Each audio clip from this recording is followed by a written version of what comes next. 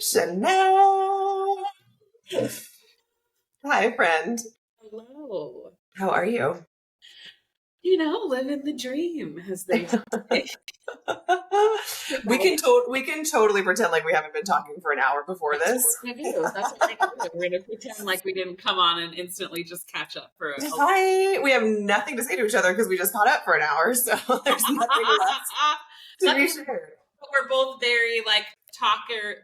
We're talkers, so Yes. we'll never run out of time. You know what I mean? This is true. We're talkers, and I would say, actually, interestingly, we're also both listeners, which doesn't always go hand in hand. I think that we both can talk. We could talk all day long, Yes. But I could also just sit here and listen to you talk all day long and be just as happy. Yes.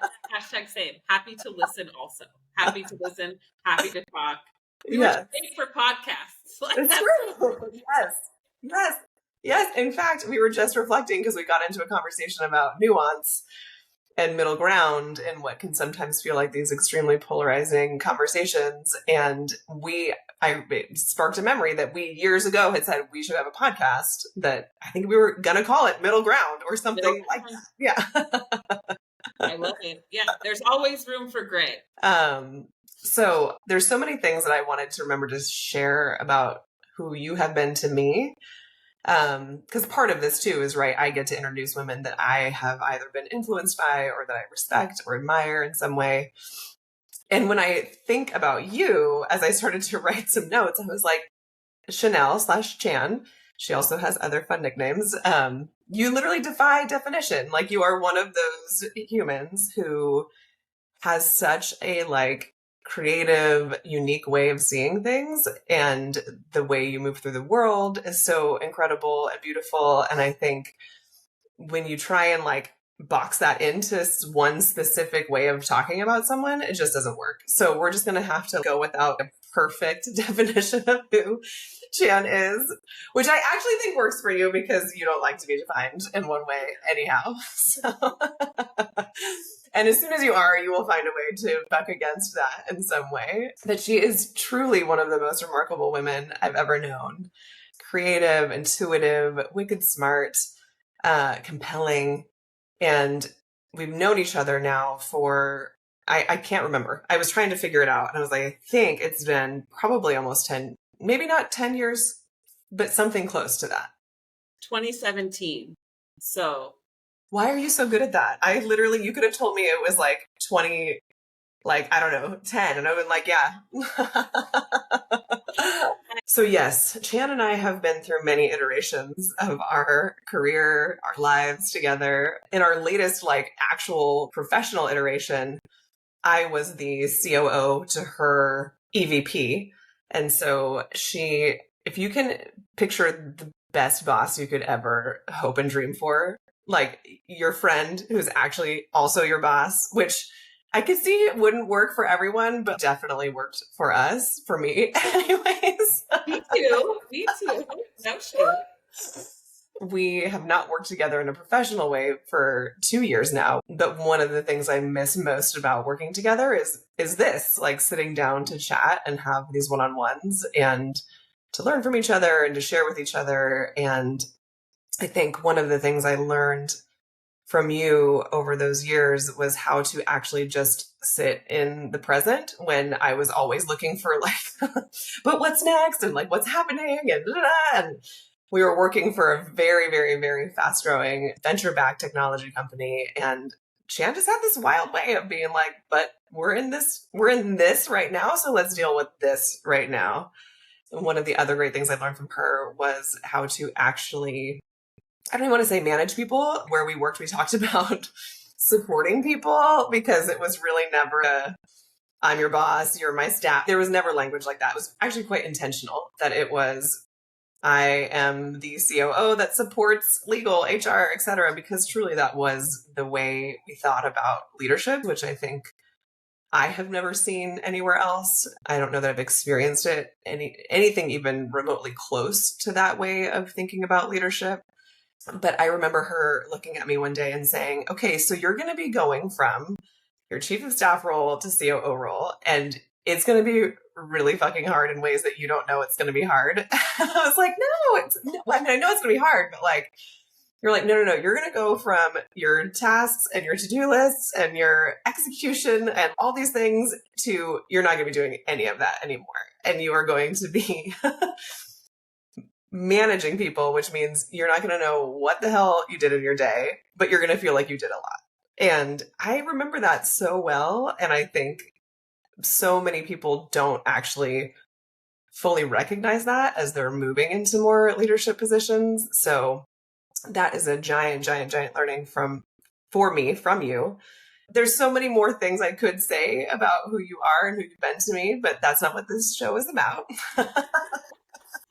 This is so information hour for me. It is about you. It is about uplifting stories of women who I think are amazing. But I will start with, I think one of my favorite things that I have found about you has been you have an ability to share your story and own your story in a way that is really powerful and really clear.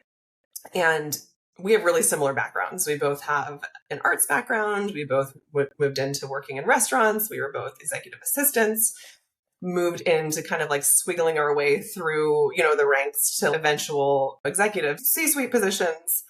And I think there were years where I felt a little confused about my own journey and like how to talk about the importance of each of those stages and not feel like any pieces were less worthy, likely because I had many years of needing external validation. You actually showed me, I still have such vivid memories of you sharing your story in a way that felt so honest and true and compelling. And I guess that leads to my first question, which is, have you always had such a strong sense of self? Has that been something that has been inherent in you or something that came along over the years of your journey? Well, my mom would tell you that since I was 2 years old, she looked at me and said, I don't know what to do with this child because I was so independent in nature and had my own vision for how I thought the world should work.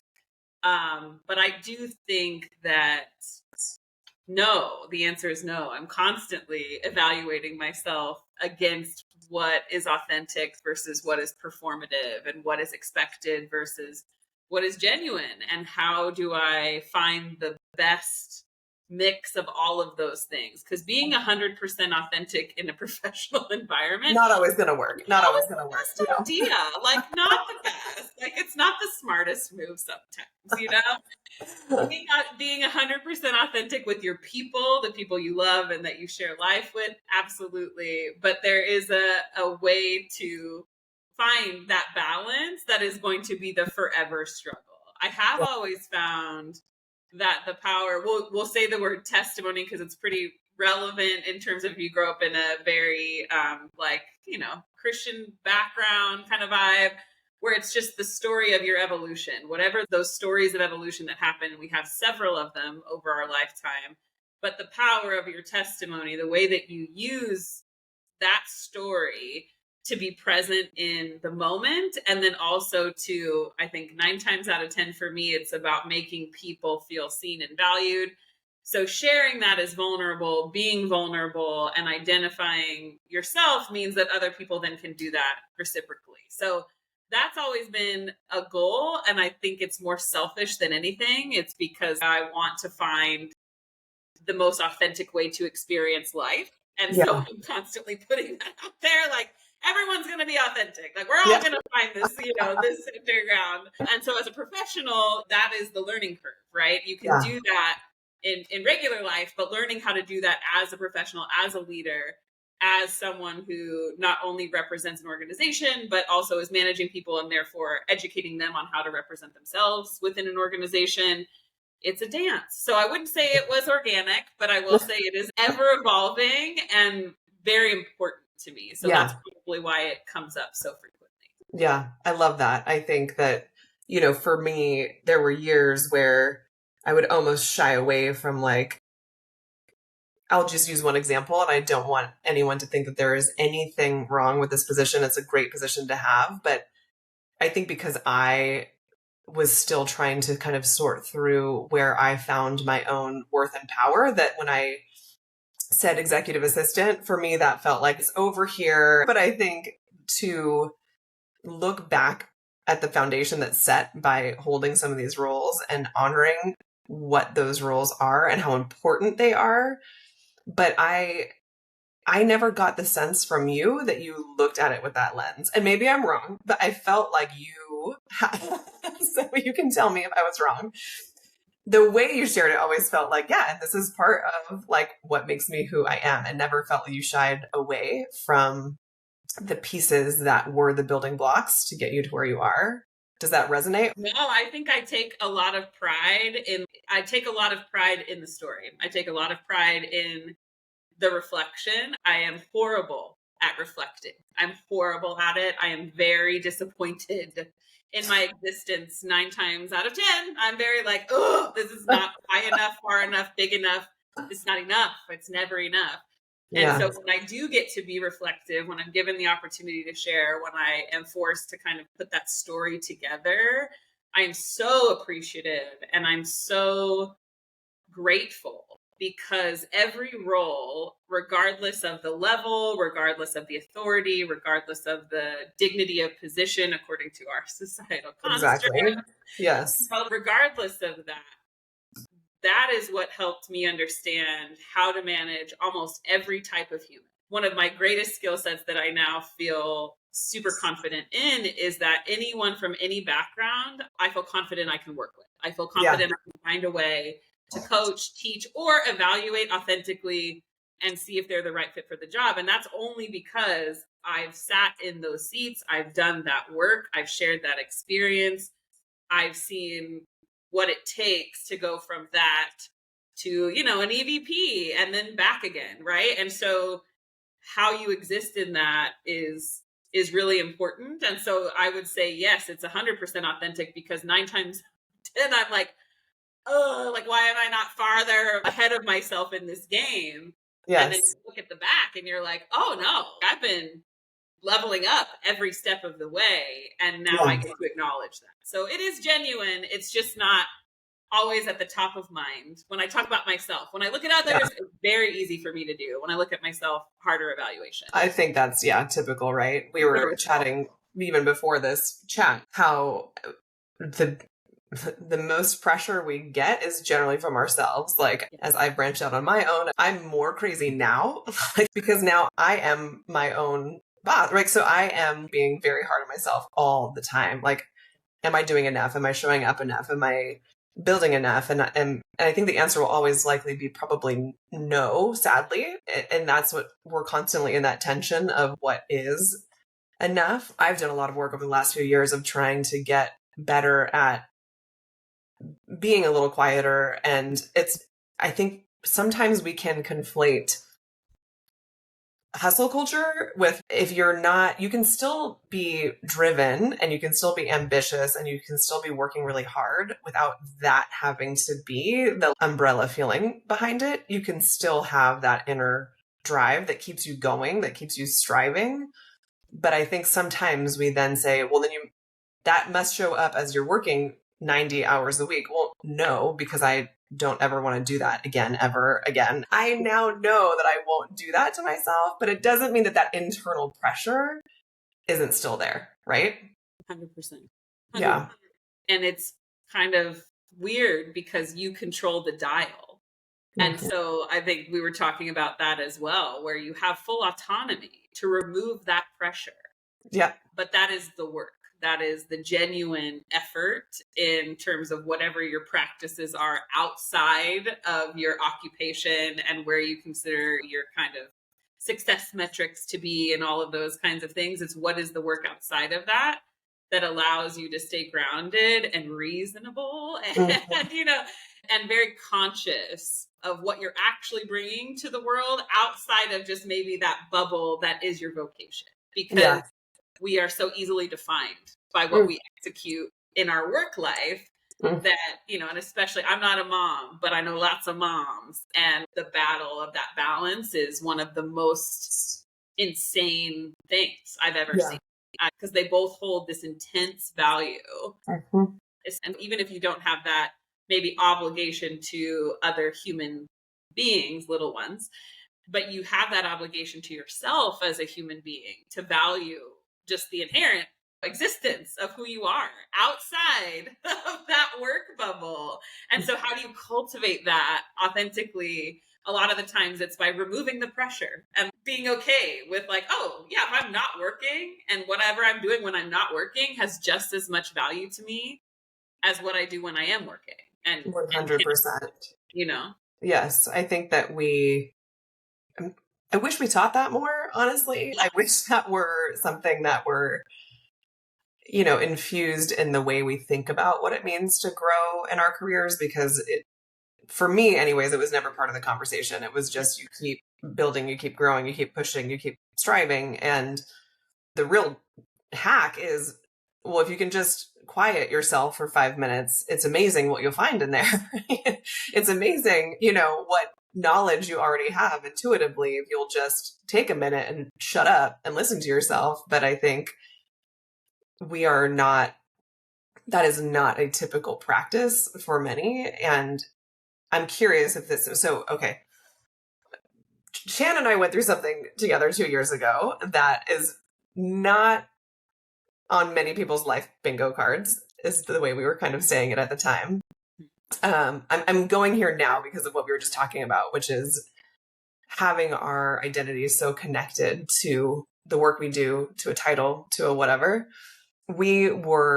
Chan, even more than I, she had been building this company alongside a company she cared deeply about, alongside people she cared even more about. And let's just say everything basically imploded overnight 2 summers ago. And there was a lot of grieving involved in that. There was a lot of trying to kind of feel our way through the dark. How do you go from being this kind of like high-flying, fast-moving executive of a company that you care so, so much about to literally the next day going, none of that exists. The title doesn't exist. The company doesn't exist. It's as if it never existed other than the ghost of it, which we still have to contend with.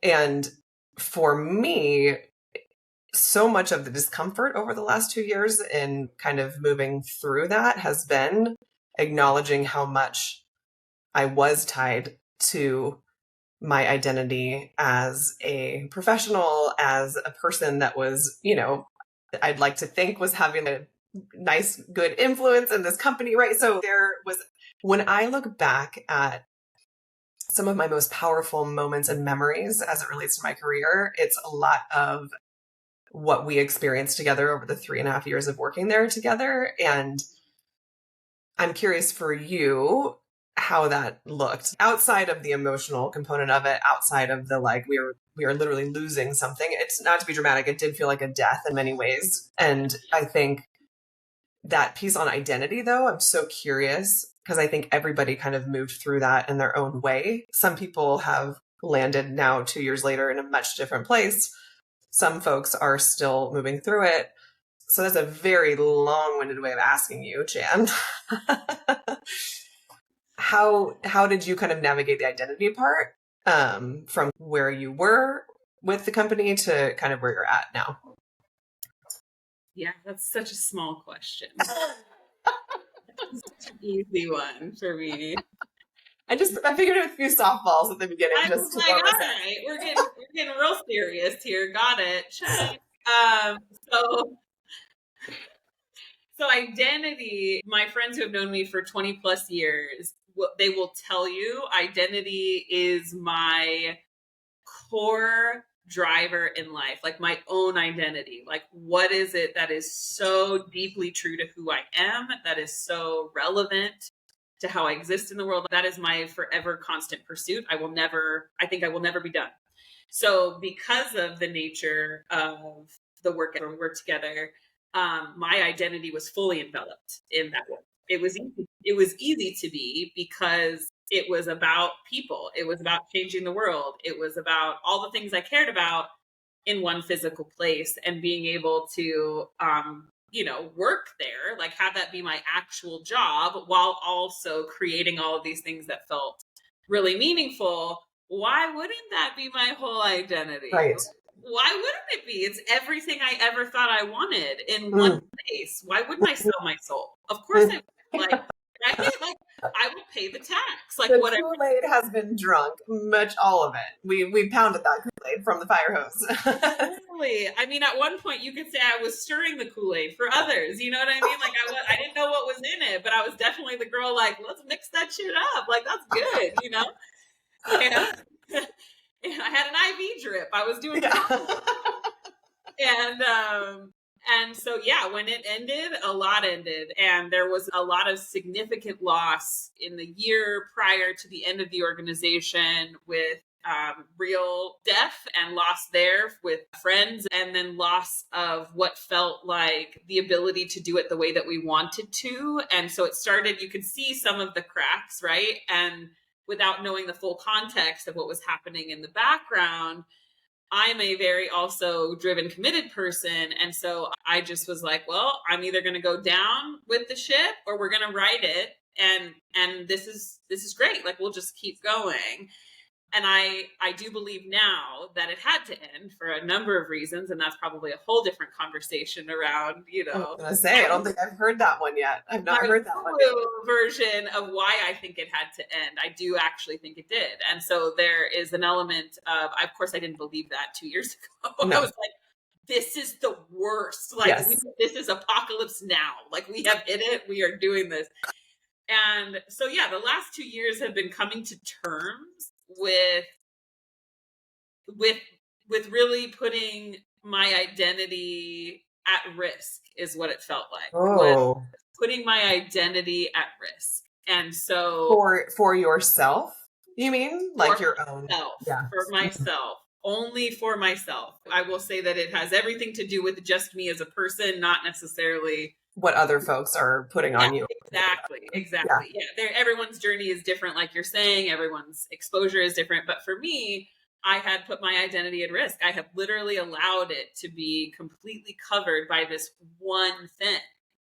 And none of us are one thing. None of us are driven by one thing. And if you're kind of more leaning towards bigger than you things, right? Like, I have a faith that's very important to me. I believe in things that are bigger than me. But I also believe that, like, no one person and no one entity, no one physical thing that we have on this planet should possess like overwhelming power. # Jeff Bezos. Yeah. Like, it's not cool, you know, like, it's not cool that when the paradigm shifts and there's no longer balance. And that's what it felt like, was I had allowed myself to believe in one thing when I inherently know as a human, it's never one thing. There is never one thing that solves all the problems and is the whole answer. In the same way that when you choose a partner or a spouse, like, they cannot be your whole world. You still have to have people and influences and supports that belong to you that are separate from that person. And so I just, I was like, nope, I'm all in for this one thing. Mm-hmm. And so when that one thing literally disintegrated, it was a complete rebuild. I had to think about, what do I actually care about? Like, what is important to me? What really matters? What do I want to do now with my life? And of course, you don't get there right away, right? Because at first you're like, I just need to pay my freaking rent. Like, I don't even care what I'm doing. Like I'm crying every day. I'm seeing my therapist twice a week. Like, this was, and then, you know, then you're talking to the FBI and like, whatever comes your way. Yes. We're getting legal counsel. I remember sitting out on that porch right there, talking to a lawyer going, how much do I need to be concerned given my role in this company? And yes, there are things that to your point, there is this survival moment. Yes. Which is, I think, when I look back on it, honestly, probably a good 6 months after, I can honestly almost look at these pockets of time and go, 6 months was just utter devastation and survival and sadness and, you know, all of these things that Mel Robbins talks about this, and I'm sure she got it from someone else that talks about this, but you cannot do anything when you're in that mode. It's not possible. Your brain cannot get out of just protection. And so you're literally just trying to, day by day, inch by inch, mile by mile keep one foot in front of the other. And so it's so interesting we're having this conversation now 2 years later, because we were able to have that. And then the regrowth starts to happen, and to see how that starts to show up in your life and my life and friends we care about lives. It's so interesting, because I think those of us that were willing started asking those questions. And what am I doing? What am I meant for? What is happening? Yes. But I say all the time now, that is the biggest gift.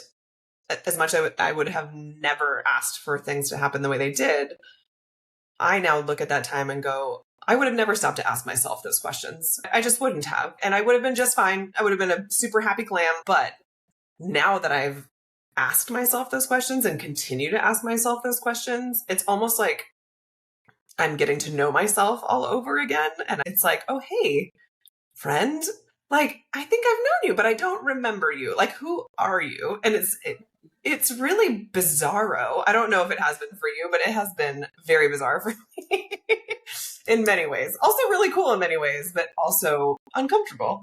Yeah, I mean, times 10.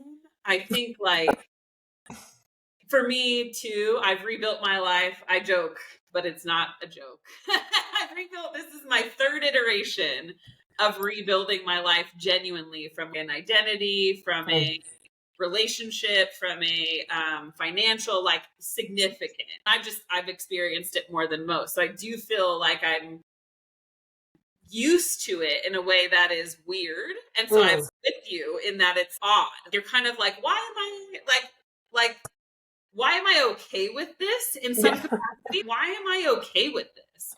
And why am I not, because some people were so mad. Yes. And so angry and so hateful. And so, and with every right to feel everything that they felt.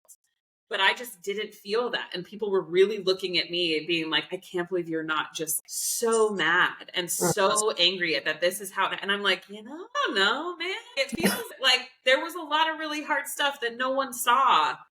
That's true. Yes. It was killing people. Like it, and in the sense that it was really, really hard. And we were chasing these things that were really, really important and doing it the best way we knew how. But it was devastating. So you have to look at the cost, right? Analysis, and say, like, was that? And so I do think that, yes, I would have never evaluated it. I would have ridden myself into the ground. 100%. I was to that. Yes. Like, I don't need anything. Yes. I would tell people, you have to drag my dead body out this door, because I'm never going anywhere else, right? When you find a place that there's like a quadrant from that coaching program I went through recently, where it was like impact, balance, wealth, or like finances. And I'm going to forget the fourth one, but the woman who began the program basically said, if you ever find yourself with all four, don't ever leave, because that's not possible, right? In fact, one of the first exercises was pick the top two for your life right now, because you have to be able to put a few of these things on the back burner while you work on the things that feel most important or most critical in your life at that moment.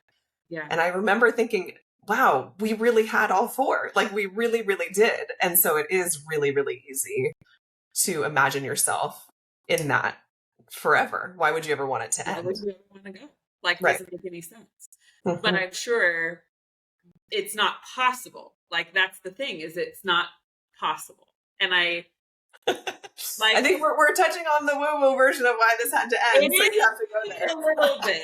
It is a little bit. But what I think is interesting in where I'm at now, like what I'm doing currently and the journey that it took to get there, is I reverted back to working in human services with adults with disabilities, doing art therapy, because that was like, okay, if I'm not going to do this amazing thing and make this good money and like whatever, then I'm at least going to find my heart center again and make sure that I understand like what I'm on this earth to do and provide real value to real people with real problems. And, so I had to go through this like existential crisis.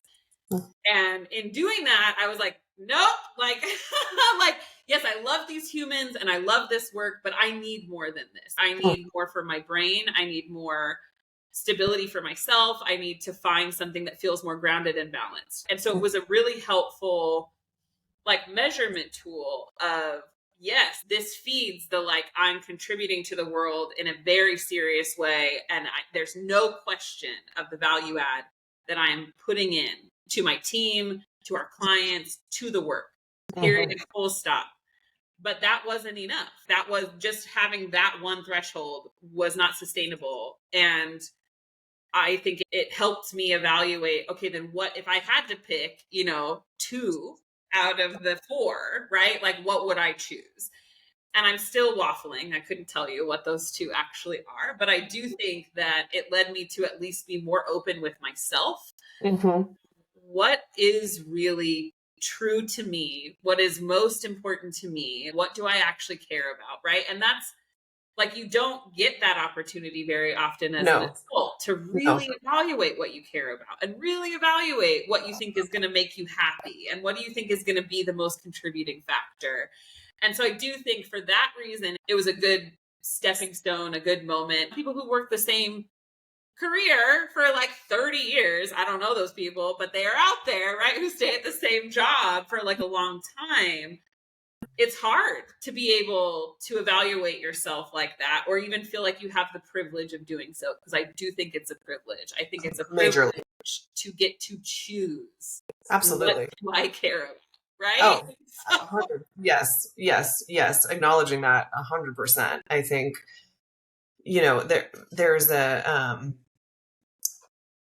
there's this interesting kind of moment that I'm in with some of the women that I've been chatting with, where it's like middle age, right? We're all kind of a generation where it was, maybe we didn't ask ourselves these questions very often.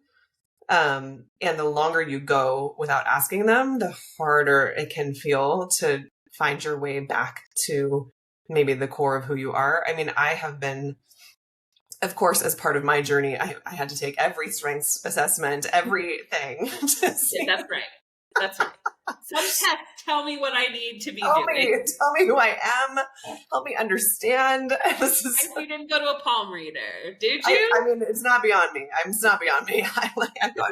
Could be a good move. I'm just saying. Could be good. Yes, I have friends that are mediums, and I am all about all of it. So all about all of it. I think I had to get back to, though, not just like, where am I going, but back to the core of what makes me who I am, which sounds so ridiculous, but I think I was so in touch with I feel very in touch with who I am as a person, like how I show up in the world, who I am to my family, who I am to my friends, who I am to my community. But from a work perspective, from a career perspective, I had really not ever stopped to ask if I was climbing the right mountain, because I was just fucking climbing the mountain. Like, let's go to the top as fast as we can go. And it was never with any consideration of whether I even wanted to be climbing at all. And so sometimes I think you find yourself in these really incredible places. The view's beautiful. I would never, ever, ever,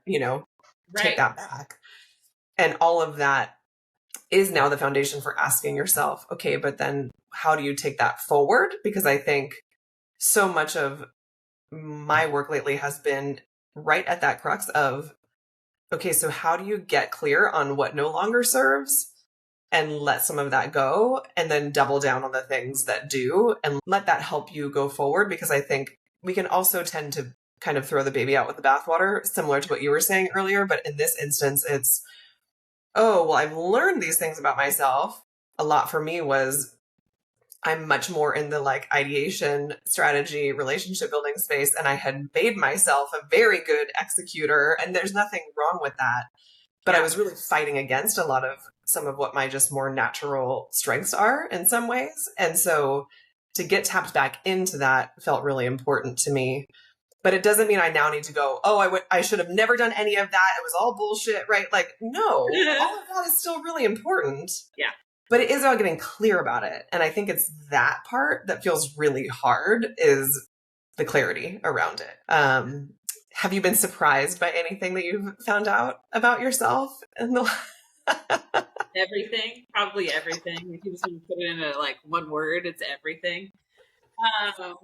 Truly, truly. And I mean, it could be, right, this whole universe of collision, right? Where I turned 40 this year. We're 2 years out. I started the current job that I have now. I started in January of this year.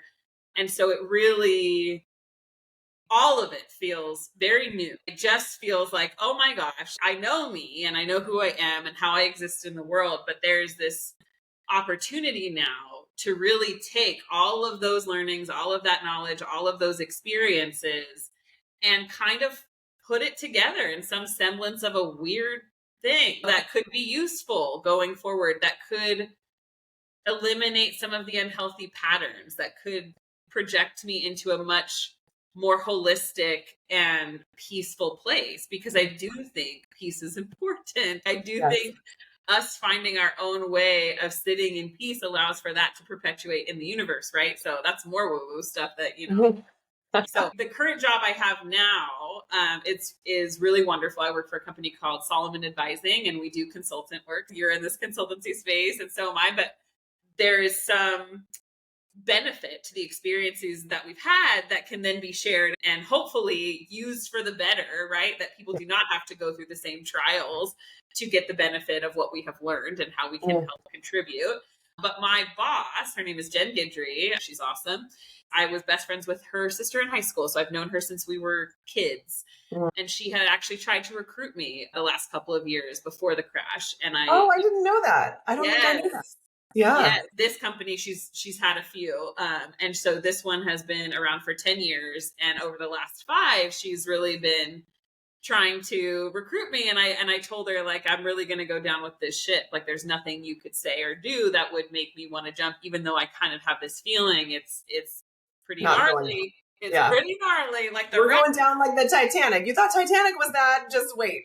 I'm like, no, I'm that dude playing the, you know, whatever. Like, I got this, guys. I'm just gonna cello this out. You know, like, that's gonna be me. And I'm loyal. It's like the one hanging on to the edge, like just by the skin of my teeth, trying to like recruit everybody to like still hold on. Yeah, real though. Real. We all know our role on the Titanic. And so then I went and worked in human services for almost a year.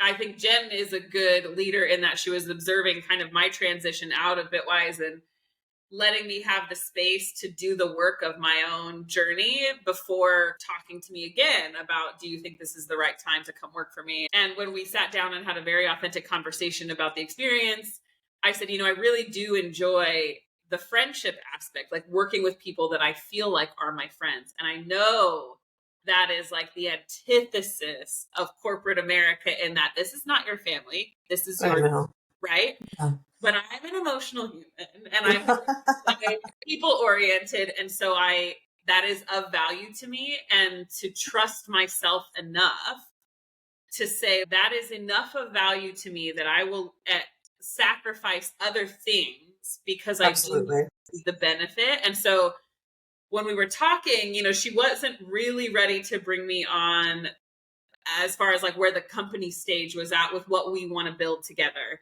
She's like, but if your gut is telling you you're going to sacrifice maybe the position, maybe the initial pay, maybe we're not quite ready for someone of your skill set to be here, we're not big enough yet for you. If you're willing to come in and kind of understand that it's going to suck a little bit and be uncomfortable, like, I still think it would be a good fit. I still think this could be a good place for you.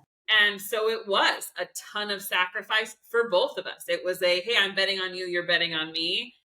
There's value in that for me. And so I do think that in this space, I'm still evaluating, right? I don't know when this ends. I don't think it ever does, unfortunately. Yes. It's exhausting. It's exhausting. I keep wondering when it stops. Do you ever just get to, that's okay. Like, be cool. I'm chill. Yeah. I don't think there's an arrival in our future. I don't think so either. No. But she, because of her own background experience, what she's done as a business owner and someone who develops, you know, concepts and things like that, it wasn't hard for her to understand my experience. And it also wasn't hard for her to say, now take what you know and use it.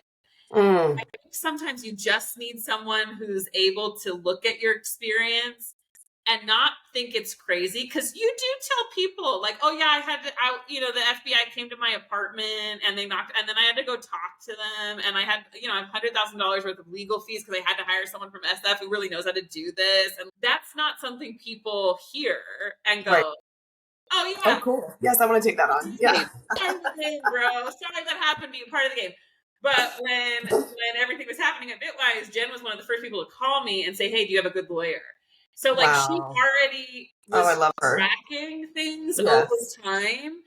And I feel like I remember doing that for people at Bitwise, right? There were people I would track with through their career to usher them into what we were doing. And so I'm seeing that. I'm seeing that leadership in her of this ushering.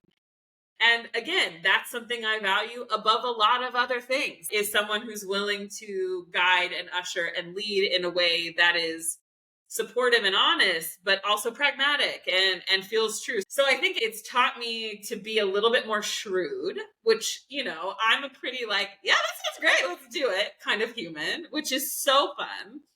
But maybe I could use my brain for other things, and be a little bit more critical of the experience, because now I know something I didn't know before, Mm. and making space to shift a little bit into being a little bit more shrewd, maybe a little bit more reserved, maybe a little bit Okay. more calculated, right? Where those Oh, things felt inauthentic to who I was. I was like, no, yes. I'm the down girl. Like, I'm like, let's do it. Let's Like, go. Yes. build it, let's run, that sounds cool, I love this, I love that, and no matter what, I will make it work. And instead now it's like, yes, no matter what, I can make it work, but should I? But will I? Yeah. Interesting. Do I need to? Like, is that the Yeah. right thing for me? Is that the right thing for the organization? Or should I take some time? Should I take a beat? Should I think about it? Should I, so I do see the evolution of self, but it is hard to accept when you mature a little bit and realize that some of your patterns maybe Mhm. don't serve you anymore, even though they're great, even though Right. they're desirable, even though they make you stand out in the crowd, and choosing effectively to do the thing that you think is actually more authentic, more responsible, more honest, that may not get you to the top as quick as you want to get there. And like Mm. that is literally my kryptonite, because I just That want to is all the time. you and me both. Yes, I get it. I feel I don't know that I've ever heard it shared in such a way, because I think it's one thing to say, okay, I recognize there are maybe patterns that I've had that no longer serve, but to actually say they can also potentially do harm in this new iteration or this next chapter, I don't know that I've heard it spoken that well. And I think because it's also, I think there's one nuance here, which is it's still a genuine superpower to go, I know I have this in me. Because I think in the other iteration you're talking about, you might know it, but you haven't harnessed it yet. It's part of who you are. It's part of how you operate. It's part of how you strategize, but it's like unwieldy. It's like the first time you have access to something that's maybe a little too big for what you're able to hold. And then as you grow and as we have these experiences and as we have to continue to find ways to be resilient, you start to sharpen that a little bit and hone it. And it becomes something then that you hold instead of something that it holds you in some ways, I think. Right. And so that's really interesting. And now I'm going to be thinking about that a lot for myself. What is that? What's the thing? What's the thing that I didn't have control over that maybe is still part of who I am? Yeah, I don't know the answer to that yet, but I'll be thinking about it for sure. It takes time. And then you look at it and you're like, no, that's so me. Like, how could that have been a negative, how could that have been? And then it becomes yeah, like I should understand, one, how much am I leaning on that? And so there is a level of acceptance of the discomfort, not the way that we say it a lot of the time, but like where it's not going to end. It's not about the discomfort ending. It's about Yeah. genuinely being like, nope, can I do this without responding in a way that alleviates it for me? Like, can I just fully accept it and know that it's still the trajectory I want to go on, but maybe not be so focused on shifting the discomfort? Maybe just be focused on the, like, keeping peaceful, moving through the day, reminding myself what I'm here to do, not overdoing it. My favorite thing is overdoing it. Like, I love to go to the extremes. Yeah. Oh my gosh, I literally, the amount of times I've thought, you know what I'm going to do is I'm going to buy a 6-pack of sugar-free Red Bull and stay up for 3 days straight and just get everything done. That's what I'm going to do. That's a healthy thing. So we're going to do some. Listen, if I did not have 2 little humans forcing me not to do shit like that, I'm a guaranteed. Like, because it's so easy to find ways to just want to continue to, like, produce, or especially if you feel passionate or if you care about something or if you're interested in something or you are curious about something, right? It's real easy to let that just kind of become very unwieldy. I'm telling you, I have to choose it actively, like, not do that. And that feels like the evolution, because it is, I like being exhausted. I like running myself into the ground. I like doing everything I possibly can. And sometimes that is so much more reactive than proactive. And so I'm at a point where I think, coming out of where we were in, there was a lot of necessity around responding that way. It was required of me. Right now, in this current role with this current company, in this current phase of an iteration of it, it's not. And so untraining myself to allow for this time, which will effectively make me better in the next phase, it's just so much discipline, which is disgusting. I know, it's discipline. Nobody. It's also exhausting. Listen, I am a hedonist by nature. It's like, once you start giving me, like, it's like give a mouse a cookie. Like, you give me just a little bit, I'll be like, throw open the gates. Like, give it all to me. Now I want it all. Like, it's a terrible thing to be aware of. But I think, there's so many women that I think enter or find themselves in these kind of inflection points, career or otherwise. And everyone's finds their own tools or their own ways to navigate what that shift or transition looks like. Could you point to anything that has been a tool for you, or has it been more of a natural kind of progression in your thoughts and your mindset? Or are there practices that have become a part of your, more of your routine? I'm always curious about this, because I have found bizarre routines that I would have never ever. I go say hi to the birds every morning now. Every morning I walk outside and I sit or I stand on our tiny little back porch and make sure that my Burmese friends are around. And I would have literally never done that before, because I had convinced myself, I either didn't have time, or I was, I don't know what I had convinced myself of, but I now have things I do that I would feel lost without. And it's bizarre to me that I didn't have them 2 years ago. So curious if you have anything like that that's shown up for you. I mean, I think in a similar fashion, like nature, right? It just is this weird thing where we exist on a screen 90% of our lives now. And that is not, not supposed to be. Not supposed to be. Not even supposed to exist. So I think being active, walking, putting that as a priority of, like, even if I start a little later than I wanted to, I'm still going to choose that.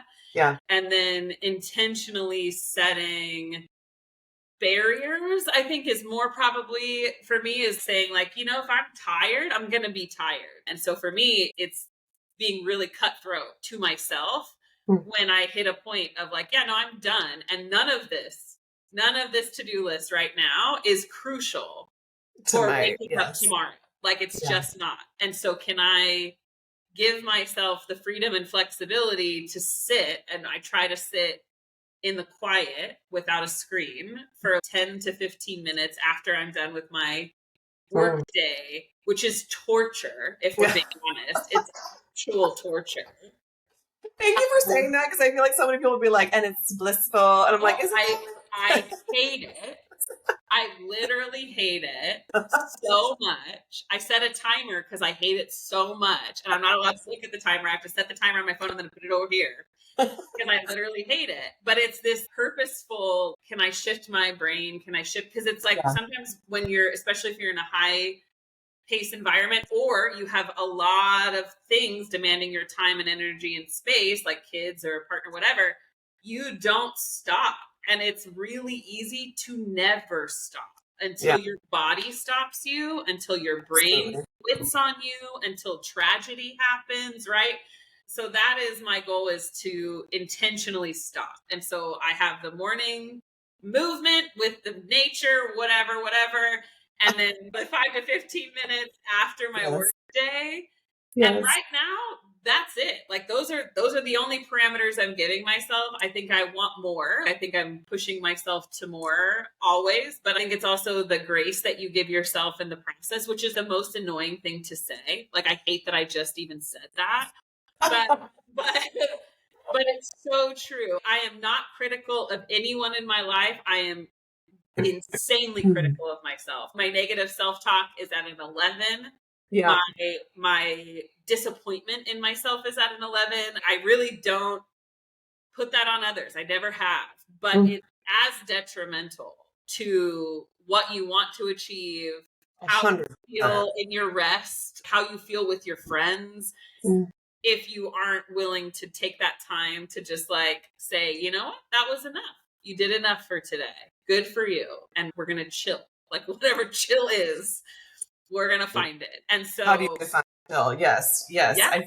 I don't know if you listened at all. One of the women that I chatted with recently, Kara, who has her own marketing firm, and she's just wonderful. And everything she does is just, it's almost like superhuman style where you're like, how do you navigate the world with so much intention? And part of what she was sharing was that is one of the biggest shifts she's made in her life, and how she's actually found this moment of fulfillment and success is mastering her self-talk, because she's like, I spent my whole life telling myself I wasn't enough. She didn't say it in so many words, but this is kind of the gist of it, which is, okay, hey, Kara, did you do everything you wanted to do today? No? Okay. Well, how much did you get done? And are there other things you can do to support yourself as you move into the next day? And it sounds kind of wild when you talk it out loud, because I think, but if you talk out loud the way you actually talk to yourself, it's even wilder. If you actually speak words into existence that you're hearing in your mind,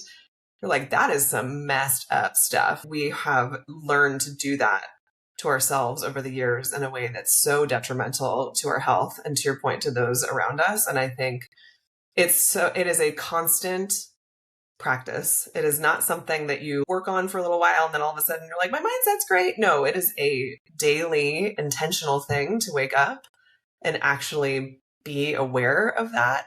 Also exhausting. Like, these are not things that are just so easy, but I like that you said that there are these few things that you do, because I also feel like I, for many years, felt like, well, if I can't do it all, then forget any of it. If I can't have a hour yoga practice every day, then I may as well never do yoga ever again. If I can't run a marathon, I may as well not run a half a mile. Like, if I can't, same, like the overcommitment, if I can't do it to the extreme, then it's not worth it. And I think the trick is in recognizing, wait, these little tiny shifts that we've made in our lives over the last 2 years, I'm going out to say hi to the birds, you're putting 5 minutes at the end of your, calendar day. Like, those are small shifts that make a huge, wild difference. And I think if I could share anything with anyone that has yet to engage with or think about these practices, it's that it does not have to be all or nothing. It does not have to be some massive upheaval of your morning routine. It can be these tiny little things that you start to put together in the same way your 5 to 15 minutes at the end of the day. It's like people that cold plunge or whatever. You're training your body to not freak out every time you enter into discomfort. Like, you're training your brain not to freak out every time it gets quiet, or like not try and shut everything out. It's like, just, all right, we cool. Yeah, we good. Like, we're good. Like, we're not losing it today. All right, that sounds great. And yes. Yeah, and appreciating whatever you've done, because truly we only get today. Like I think that also has been, as you get older, right? You see how quickly things change in a catastrophic way, how things you thought would be long lasting just aren't. And like Absolutely. that is the truth and will continue to be even more true. I think the world's devolving more and more. Huge pace. So like here we go. Yes. So it is that connection to the day that is all you get. And I will say too, in doing the work that I'm doing now, I work with a lot of female business owners in the mental health space. So they own private mental health practices across the country, and I work with them as they grow their businesses. And what we've seen, which is very interesting because the company as a whole works with all other types of services, and in doing consulting, I specialize in one area. But that, and this is no one's gonna be surprised at this, but since this is like a lady podcast, is that men have very little separation of identity in the work and their life existence. They consider themselves to be present as themselves from the time they wake up to the time they go to bed. Where women... There's no code switching for them. Like they're not going from who they show up at home and then who they show up in the workplace. Exactly. Where women feel constant pressure to have to code switch at every level, at every stage of their existence.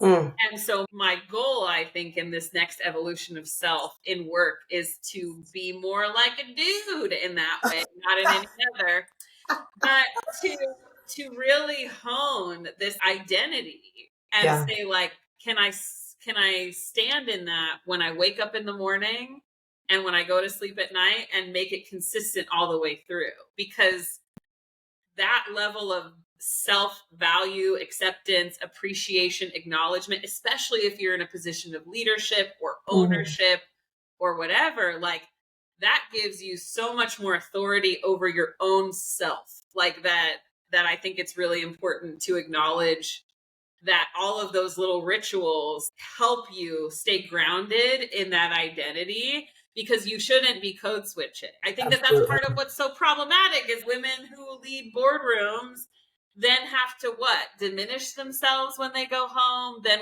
when they're with their families, have to be something else, like, or vice versa. Exactly.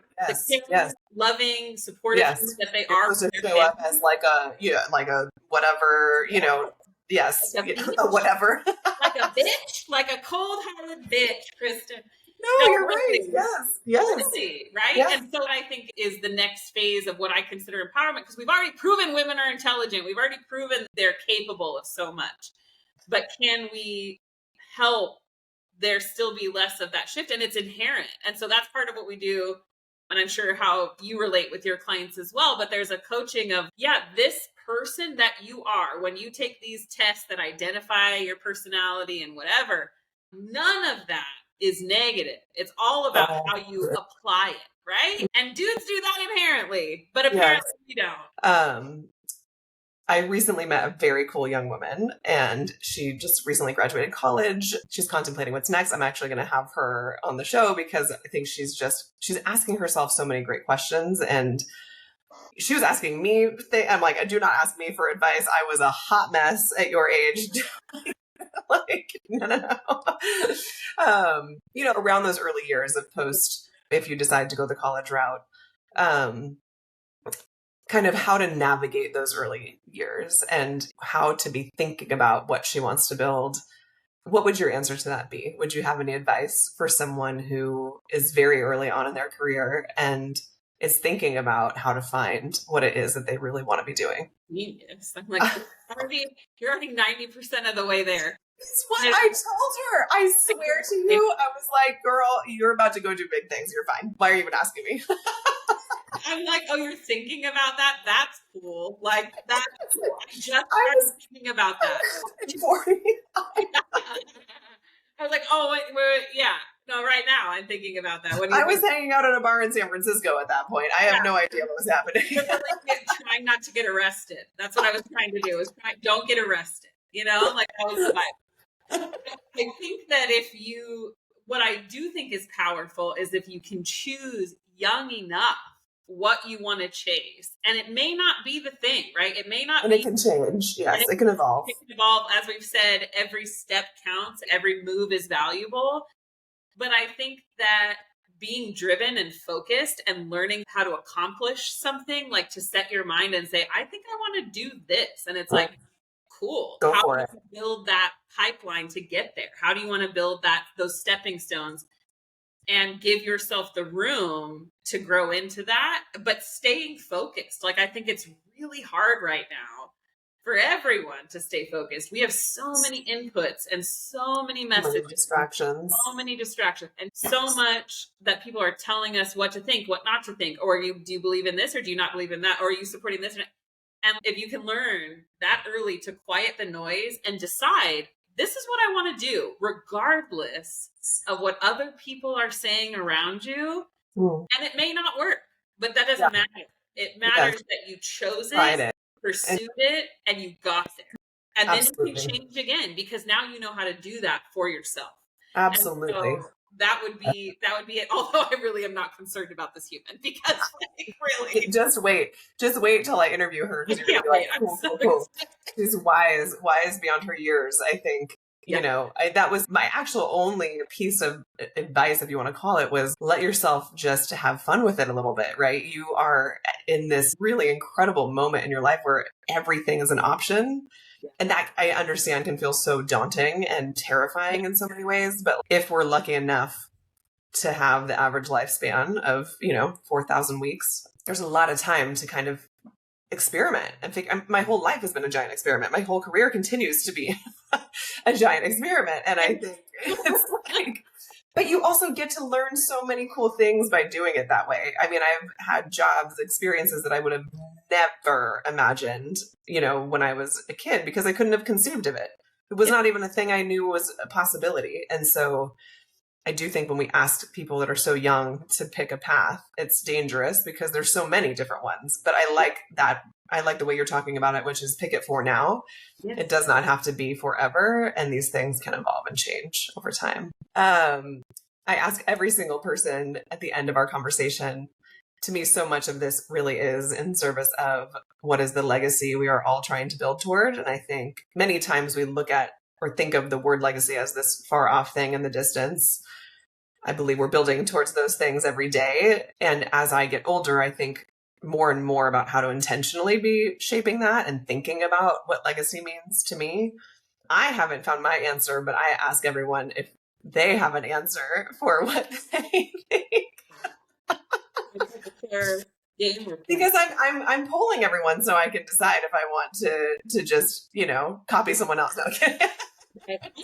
Thank you. That was But I think and this can also evolve and change. Your answer today might not be your answer in 6 months, but if you had to define for yourself, what does building a legacy mean for you today? What does that mean?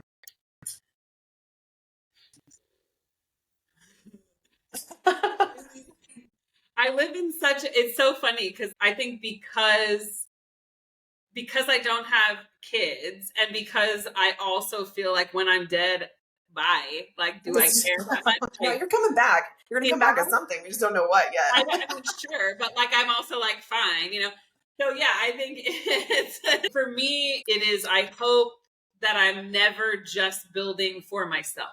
It's the constant awareness that I am not building my own empire, my own kingdom, that I am laying groundwork for someone else to have a better shot than me. And so if I can lay as many bricks as possible throughout my journey that gives someone just one step further than what they would have had on their own, I have done what I was supposed to do.